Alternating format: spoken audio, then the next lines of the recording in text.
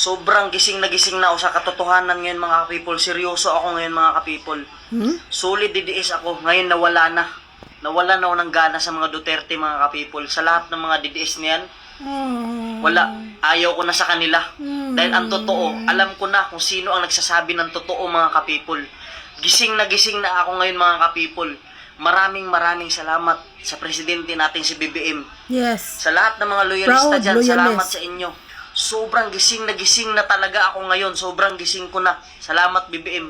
Maraming salamat sa iyo. Pangulong Bongbong Marcos, ay salute. Ipagpatuloy mo lang yung ganyang gawain mo dahil mahal na mahal ka namin, Pangulong Bongbong Marcos. Yes. Ah, Sana, mga loyalist, maniwala kayo sa sasabihin ko.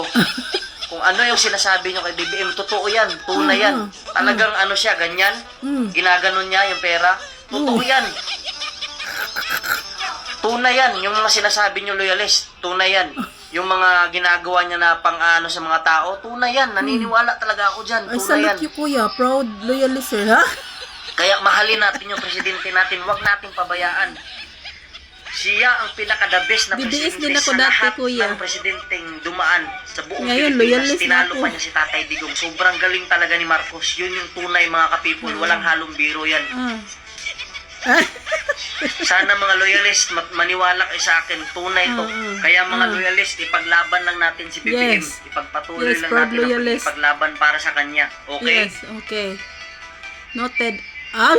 Yun lang mga loyalist. Mahal na mahal ko kayo.